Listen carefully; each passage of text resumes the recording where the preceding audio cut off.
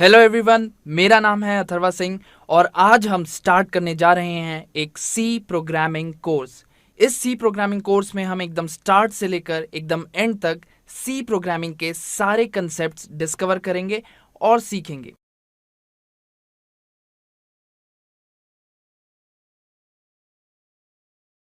सी programming language समझने से पहले, ये देखने से पहले कि सी प्रोग्रामिंग लैंग्वेज को किस तरीके से लिखते हैं, उससे क्या चीज़ें बना सकते हैं, हमें ये जानना बहुत ज़्यादा ज़रूरी है कि एक प्रोग्राम क्या होता है।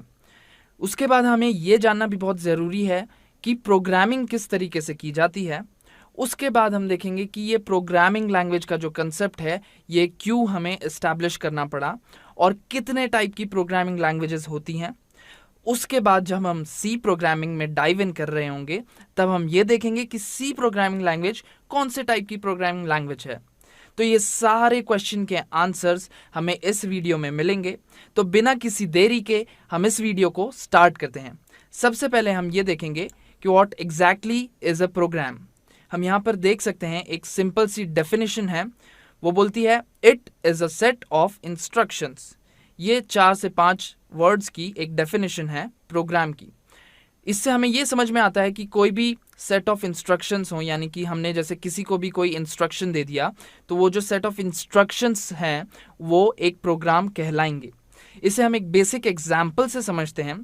जैसे हमने सभी ने किसी ना किसी के पास कोई पेट एनिमल ज़रूर देखा होगा, है ना।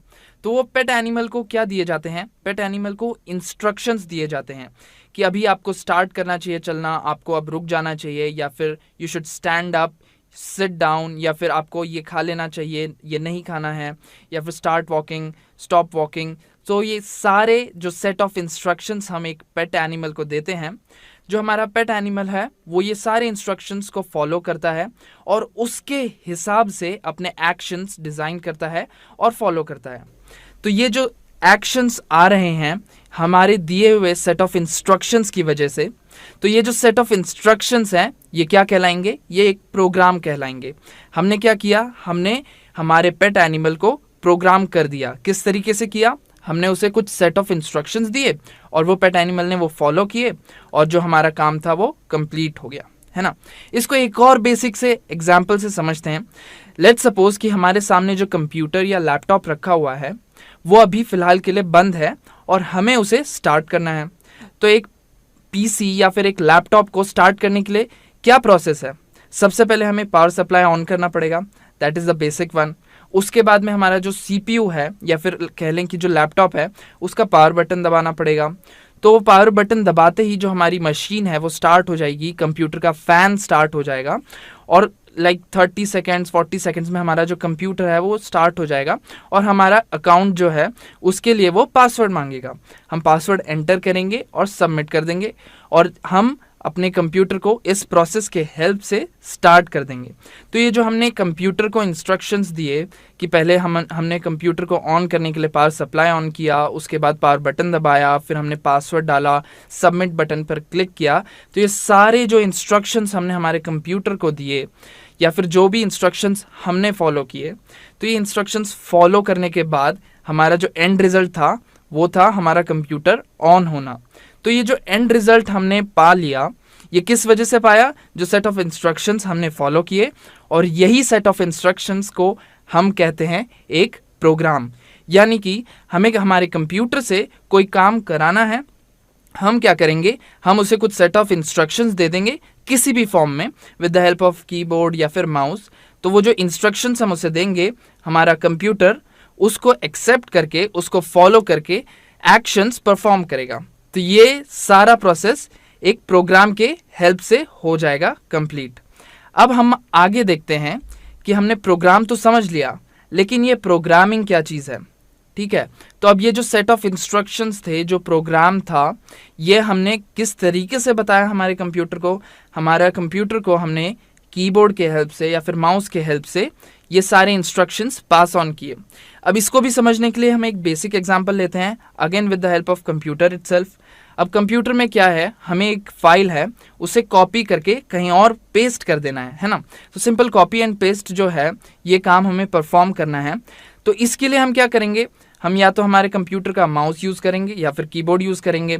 कीबोर्ड में Ctrl+C दबा देंगे और माउस में राइट क्लिक करके कॉपी कर लेंगे फाइल को, और जहाँ पर हमें पेस्ट करना है हम वहाँ पर उसे पेस्ट कर देंगे। तो ये जो कॉपी पेस्ट का जो प्रोसेस हमें कंप्लीट करना था, ये हमने एक कीबोर्ड और एक माउस के हेल्प से कंप्लीट किया। तो हमें जो इंस्ट्रक्शंस देने थे कि आप इस फाइल को यहाँ से कॉपी करके यहाँ पर पेस्ट कर दो, तो ये जो इंस्ट्रक्शंस हमने देने थे ये हमने किसके हेल्प से दिए? कीबोर्ड एंड माउस की हेल्प से। तो ये जो पूरा प्रोसेस था इंस्ट्रक्शंस देने का, इसे ही प्रोग्रामिंग कहते हैं। तो प्रोग्राम बनाने का या फिर जो सेट ऑफ इंस्ट्रक्शंस हम बना रहे हैं उसे प्रोवाइड करने का किसी सामने वाले कंप्यूटर या फिर किसी भी ह्यूमन बीइंग को, उसे हम प्रोग्रामिंग कहते हैं। तो कंप्यूटर वर्ल्ड में ये सारा जो प्रोसेस है इसे प्रोग्रामिंग कहा जाता है, और इसी प्रोग्रामिंग को कंप्लीट करने के लिए हमें ज़रूरत पड़ती है एक प्रोग्रामिंग लैंग्वेज की। बिल्कुल उसी तरीके से जिस तरीके से कोई दो इंसान, जैसे कि मैं हूं और मेरे सामने कोई बैठा है, मुझे उनसे बात करनी है, तो मैं क्या करूंगा? कोई भी एक लैंग्वेज यूज़ करके उनसे कन्वर्सेशन करूंगा। यानी कि लेट्स सपोज अगर हम अभी हिंदी में बात कर रहे हैं तो मैं हिंदी में बात करूंगा, या फिर कह लें कि इंग्लिश में बात करूंगा। तो ये कोई भी लैंग्वेज हो, but with the help of this language we are able to converse, यानी कि दो इंसान आपस में बातचीत कर पा रहे हैं। अब सेम केस हमारे कंप्यूटर के साथ अगर हम कंसिडर करें, तो क्या हमारे कंप्यूटर को हिंदी लैंग्वेज समझ में आएगी? जैसे मैं अभी बात कर रहा हूँ, क्या मेरा कंप्यूटर डायरेक्टली समझ पा रहा है? जी नहीं। तो कंप्यूटर को ये जो सारा प्रोसेस है ये एक्सप्लेन करने के लिए जो एक एप्लीकेशन लगेगी या फिर जो पूरा सेटअप लगेगा, उसे ही हम प्रोग्रामिंग लैंग्वेज कहते हैं। तो जैसे हमारी लैंग्वेजेस होती हैं हिंदी, इंग्लिश या फिर और कोई लैंग्वेज, उसी तरीके से कंप्यूटर को समझाने के लिए भी एक लैंग्वेज होती है जिसका नाम है प्रोग्रामिंग लैंग्वेज। तो अब ये प्रोग्रामिंग लैंग्वेज बहुत सारे टाइप्स की होती हैं, इसके भी आगे टाइप्स हम डिस्कस करेंगे। तो ये प्रोग्रामिंग लैंग्वेज जो है इसके खुद के भी सेट ऑफ रूल्स होते हैं। जैसे कि हमारे हिंदी में या फिर इंग्लिश में ग्रामर होती है जो कुछ सेट ऑफ रूल्स डिफाइन करती है कि आपको फ्यूचर टेंस में ये वर्ड्स यूज़ करने हैं एंड पास्ट टेंस में ये वर्ड्स यूज़ करने हैं। बिल्कुल उसी तरीके से जो हमारी प्रोग्रामिंग लैंग्वेज है उसके लिए भी कुछ सेट ऑफ रूल्स हैं जो हमें फॉलो करने पड़ते हैं। कुछ सिंटैक्सेस होते हैं, यानी कि जो लिखने का तरीका है वो सेट होता है कि आपको इसी तरीके से ये प्रोसेस लिखना पड़ेगा, और तभी जाके वो जो प्रोग्रामिंग लैंग्वेज है वो कंप्लीट हो पाती है। और with the help of that programming language हम हमारे कंप्यूटर को जो भी इंस्ट्रक्शंस देने हैं वो दे पाते हैं। तो अब हमने ये समझ लिया कि एक प्रोग्राम क्या होता है, प्रोग्रामिंग क्या होती है, और प्रोग्रामिंग लैंग्वेज की क्या ज़रूरत होती है। तो आगे चलकर हम ये देखते हैं कि ये प्रोग्रामिंग लैंग्वेजेस कितने टाइप्स की होती हैं।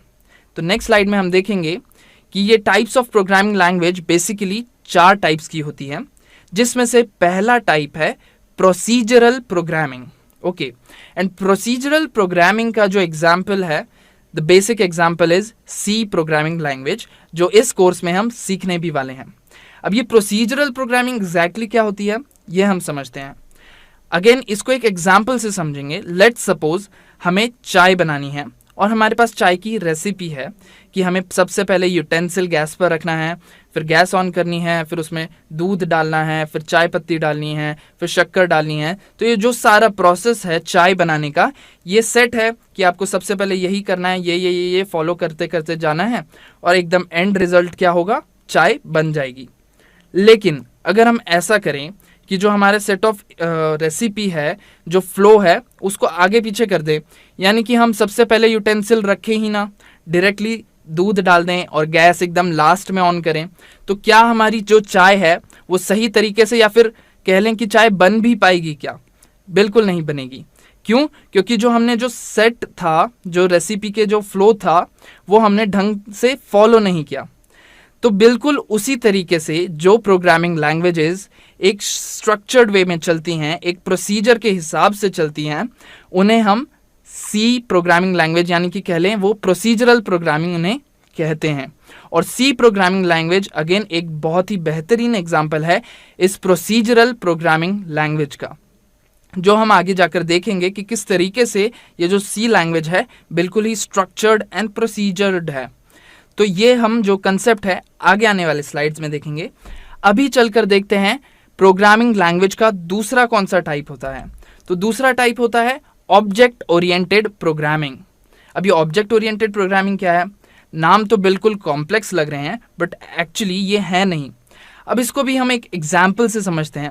लेट सपोज हमें क्या करना है, हमें एक जनरल कार है और हमें उस कार को हमारे कंप्यूटर के अंदर रिप्रेजेंट करवाना है। यानी कि कार की क्या प्रॉपर्टीज़ होती हैं, वो रोड पर चलती है, उसके 4 टायर होते हैं, उसके बाद उसमें 4 डोर्स होते हैं या फिर 5 होते हैं। तो उस तरीके से जो भी प्रॉपर्टीज़ है हमारे कार की, जनरल प्रॉपर्टीज़, हमें वो सारी कलेक्ट करके हमारे कंप्यूटर में एक ऑब्जेक्ट बना लेना है जिसमें ये सारी प्रॉपर्टीज़ रिफ्लेक्ट हों। तो अब ये किस तरीके से करेंगे? ये ऑब्जेक्ट ओरिएंटेड प्रोग्रामिंग के हेल्प से करेंगे। अब इसे और एग्जाम्पल से समझते हैं। जैसे कि हमारे सामने एक कैमरा है या फिर कह लें कि एक कंप्यूटर है। तो इस कंप्यूटर को मुझे हमारे कंप्यूटर में ही अगेन रिप्रेजेंट करवाना है। अब कंप्यूटर की क्या क्वालिटीज़ होती हैं? उसके साथ एक कीबोर्ड है, उसके साथ एक माउस है, उसके अंदर एक स्क्रीन भी है और उसके अलावा उसके अंदर एक ऑपरेटिंग सिस्टम भी है जो वर्क कर रहा है। तो इस सारी जो कैरेक्टरिस्टिक्स एंड प्रॉपर्टीज़ हैं हमारे कंप्यूटर की, वो सारी मुझे रिप्रेजेंट करवानी है अगेन मेरे सिस्टम में। तो मैं किस तरीके से करवा पाऊंगा? मैं ऑब्जेक्ट ओरिएंटेड प्रोग्रामिंग के हेल्प से ये सारी चीज़ें अपने कंप्यूटर के अंदर बहुत ही आसानी से रिप्रेजेंट करवा दूंगा, सिर्फ उसके कैरेक्टरिस्टिक्स एंड प्रॉपर्टीज़ कंसिडर करके। तो अब लेट सपोज मैंने एक जनरल कार की डेफिनेशन का एक ऑब्जेक्ट बना लिया मेरे कंप्यूटर के अंदर। अब मुझे क्या करना है? अब मुझे जो भी टाइप्स की कार्स होती हैं, जैसे कि एसयूवी है, एमपीवी है, सेडान है या फिर हैचबैक है या और कोई भी टाइप की जो कार है, मुझे क्या करना है? वो कार का भी अगेन एक ऑब्जेक्ट बनाना है, यानी कि एक रिप्रेजेंटेशन बनाना है मेरे सिस्टम के अंदर ही। लेकिन मुझे वापस से क्या वो सारी चीज़ें लिखनी पड़ेंगी जहाँ पर वो टायर्स थे, डोर्स थे और कितने मतलब यानी कि कार रोड पर चलती है। तो ये सारी जो प्रॉपर्टीज़ थी, क्या वो नई कार बनाने के लिए मुझे वापस से वो प्रॉपर्टीज़ मेरे सिस्टम में डिफाइन करनी पड़ेगी? नहीं, मैंने एक बार वो जनरल कार की डेफिनेशन बना दी, तो मैं वो सारी डेफिनेशन मेरे इस कार के लिए भी ले लूँगा और उसमें कुछ एड ऑन्स करके एक नया सेगमेंट बना दूंगा जिसे हम कहेंगे एसयूवी, या फिर कोई दूसरा सेगमेंट होगा उसे हम कहेंगे एमपीवी। तो बेसिकली ये कैरेक्टराइजेशन या फिर ये ऑब्जेक्ट को, रियल लाइफ ऑब्जेक्ट को हमारे सिस्टम के अंदर रिप्रेजेंट करवाने में जो प्रोग्रामिंग लैंग्वेज हेल्प करती है, उसे हम कहते हैं ऑब्जेक्ट ओरिएंटेड प्रोग्रामिंग। और इसका एक एग्जाम्पल है C++ प्रोग्रामिंग लैंग्वेज। इसके आगे हम चलते हैं और देखते हैं कि third type of programming language क्या है। Third type is logical programming language. अब लॉजिकल प्रोग्रामिंग लैंग्वेज क्या होती है, इसको हमें एक एग्जाम्पल से समझते हैं। और हमारे पास एक डॉक्टर है, ओके। अब ये डॉक्टर के पास क्या है, रोज़ के 200 से 300 पेशेंट्स आते हैं and it is very much difficult for the doctor to consult, और या फिर कह लें कि ये सारे जो पेशेंट्स हैं इनको देखकर इनको जो प्रिस्क्रिप्शन देना है वो देने के लिए डॉक्टर को बहुत ज़्यादा टाइम लगता है और कभी कभी एक दिन में ये सारे कंप्लीट नहीं हो पाते। अब डॉक्टर क्या करेगा, एक सेट ऑफ लॉजिकल क्वेश्चंस बना लेगा और उस लॉजिकल क्वेश्चंस में एग्जाम्पल क्वेश्चंस होंगे कि आपको फीवर है या नहीं, आपको कोल्ड एंड कफ है या नहीं, फीवर है तो उसका टेम्परेचर कितना है। तो ये सेट ऑफ लॉजिकल क्वेश्चंस बना लेगा डॉक्टर, और जो भी पेशेंट्स आएगा सबसे पहले ये क्वेश्चंस के आंसर्स लिख देगा। तो जब भी डॉक्टर उस पेशेंट के पास जाएगा तो उसके पास उस सेट ऑफ क्वेश्चन के आंसर्स ऑलरेडी होंगे, जहां पर उसे तुरंत ही पता चल जाएगा कि पेशेंट को एग्जैक्टली बीमारी क्या है और उसके हिसाब से वो प्रिस्क्रिप्शन दे देगा और जो पेशेंट है वो हैप्पीली घर पर जा पाएगा और सारे पेशेंट्स को डॉक्टर हैंडल कर लेगा। तो ये जो प्रोसेस था ये लॉजिकल प्रोग्रामिंग के हेल्प से हम डेवलप करवा सकते हैं। लॉजिकल प्रोग्रामिंग लैंग्वेज का जो एग्जांपल है वो है प्रोलॉग प्रोग्रामिंग लैंग्वेज। ओके, सो ये लॉजिकली डेवलप करने में हेल्प करती है। जिस तरीके से डॉक्टर ने एक लॉजिकल प्रोग्राम बना दिया था जिसका हर एक पेशेंट आंसर दे रहा था और वो डायग्नोज करके उसका प्रिस्क्रिप्शन डॉक्टर तैयार कर दे रहा था। तो ये प्रोसेस बहुत ही इजी हो जाता है जब हम एक लॉजिकल प्रोग्रामिंग लैंग्वेज यूज़ करते हैं, जिसका एग्जाम्पल है प्रोलॉग प्रोग्रामिंग लैंग्वेज। अब हमने 3 टाइप देख लिए, अब देखते हैं fourth type of programming language. Fourth type क्या है, इसे कहते हैं फंक्शनल प्रोग्रामिंग लैंग्वेज। अब फंक्शनल प्रोग्रामिंग लैंग्वेज क्या होता है, लेट सपोज मुझे मेरे घर का एड्रेस किसी को बताना है, मैं क्या बताऊंगा कि आपको आगे से राइट जाना है, फिर लेफ्ट जाना है, फिर 100 मीटर आगे जाके फिर राइट जाना है। इस तरीके से मैं सारे टर्न्स एक्सप्लेन करके मैं बता दूंगा कि आप ये राइट टर्न लोगे, इसके बाद मेरा घर आ जाएगा। बट अब मुझे सेम प्रोसेस बहुत सारे लोगों को बताने हैं, ठीक है। अब मैं हर किसी को तो ये नहीं बता सकता कि आप भी लेफ्ट जाओ राइट जाओ, लेफ्ट जाओ राइट जाओ, या फिर इस तरीके से जाओ तो मेरा घर पहुंच जाओगे। तो मैं क्या करूंगा, एक फंक्शन बना लूंगा मेरे कंप्यूटर के अंदर ही, मेरे सिस्टम के अंदर ही, और उसमें वो सारे स्टेप्स लिखे होंगे कि आपको लेफ्ट जाना है, राइट जाना है, लेफ्ट जाना है, राइट जाना है, और मेरे घर पर आप पहुंच जाएंगे। तो ये जो सारे स्टेप्स हैं ये मैं एक फंक्शन बना के उसके अंदर रख दूंगा प्रोग्रामिंग लैंग्वेज में, और जब भी कोई मुझे मेरा एड्रेस पूछेगा मैं वो फंक्शन पकड़ा दूंगा। मैं कहूँगा आप ये फंक्शन लो, और ये फंक्शन आपको बताते रहेगा, गाइड करते रहेगा कि आपको लेफ्ट लेना है, राइट लेना है, कहाँ से कैसे जाना है, ताकि आप मेरे घर के एड्रेस पर पहुँच जाओ। तो ये जो फंक्शन है, ये फंक्शंस हम बना सकते हैं with the help of functional programming languages, और इसका एक बेहतरीन एग्जाम्पल है पाइथन प्रोग्रामिंग लैंग्वेज। ओके, सो यहाँ पर हमने 4 टाइप की प्रोग्रामिंग लैंग्वेजेस देखी। सबसे पहली थी प्रोसीजरल, उसके बाद आई ऑब्जेक्ट ओरिएंटेड प्रोग्रामिंग, उसके बाद हमने देखी लॉजिकल प्रोग्रामिंग लैंग्वेज, और सबसे लास्ट में देखी फंक्शनल प्रोग्रामिंग लैंग्वेज। तो 4 basic types of programming language हमने यहाँ पे कंसिडर की। तो अब देखते हैं कि सी कौन सी लैंग्वेज थी। सी एक प्रोसीजरल प्रोग्रामिंग लैंग्वेज है। ओके, अब हमने ये देख लिया कि ये प्रोग्राम क्या है, प्रोग्रामिंग क्या है, प्रोग्रामिंग लैंग्वेजेस क्या हैं। उसके बाद हमने देखा कि टाइप्स ऑफ प्रोग्रामिंग लैंग्वेजेस क्या हैं, उनके एग्जाम्पल्स क्या हैं। ये सारी चीज़ें जानने के बाद अब हम सीधा चलते हैं सी प्रोग्रामिंग की तरफ। और सी प्रोग्रामिंग को सीखने से पहले हम ये देखेंगे कि हमें सी प्रोग्रामिंग सीखनी क्यों चाहिए। तो सबसे पहला जो ऑप्शन है वो बोलता है कि it is very easy to learn. Okay, जब हमने ये बात की कि हमारे कंप्यूटर के बीच और हमारे बीच जो कॉन्वर्जेशन है वो बनाने के लिए हम प्रोग्रामिंग लैंग्वेज यूज़ करते हैं, वो प्रोग्रामिंग लैंग्वेज क्या करती है, ह्यूमन अंडरस्टैंडेबल लैंग्वेज को कन्वर्ट करके जो हमारे कंप्यूटर की लैंग्वेज होती है, जिसे बाइनरी लैंग्वेज भी कहा जाता है, क्योंकि सिर्फ हमारा कंप्यूटर जीरोज एंड वंस की लैंग्वेज अंडरस्टैंड करता है। आप कीबोर्ड से एक की भी प्रेस करोगे तो वो उसको 0 एंड 1 के कॉम्बिनेशन में कन्वर्ट करके ही समझेगा।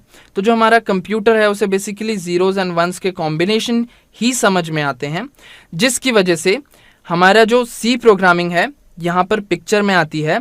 और सी प्रोग्रामिंग क्या करती है, जो हमारी ह्यूमन अंडरस्टैंडेबल लैंग्वेज है, जैसे कह लें कि इंग्लिश है और कुछ स्पेशल कैरेक्टर्स यूज़ कर लिए इंग्लिश के वर्ड्स के कॉम्बिनेशन के साथ, और ये कॉम्बिनेशंस बना के हमने हमारा जो प्रोग्राम है, हम क्या करवाना चाहते हैं कंप्यूटर से, वो लिख दिया। सी प्रोग्रामिंग क्या करेगी, उसे लेगी, उसे एक जगह इकट्ठा करके उसे उस बाइनरी लैंग्वेज में कन्वर्ट कर देगी जो हमारे कंप्यूटर को समझ में आती है ना। और उसमें कन्वर्ट करने के बाद हमारा कंप्यूटर समझ जाएगा कि what exactly the computer needs to do. उसके हिसाब से वो सारे स्टेप्स फॉलो करके हमारा जो प्रोग्राम है उसे कंप्लीट करवा देगा। तो ये इजी टू लर्न इसलिए है क्योंकि हमें वो कंप्यूटर वाली बाइनरी लैंग्वेज नहीं सीखनी पड़ रही, जहाँ पर हमें हर एक चीज़ के लिए जीरोज एंड वंस के कॉम्बिनेशन बनाने पड़ते।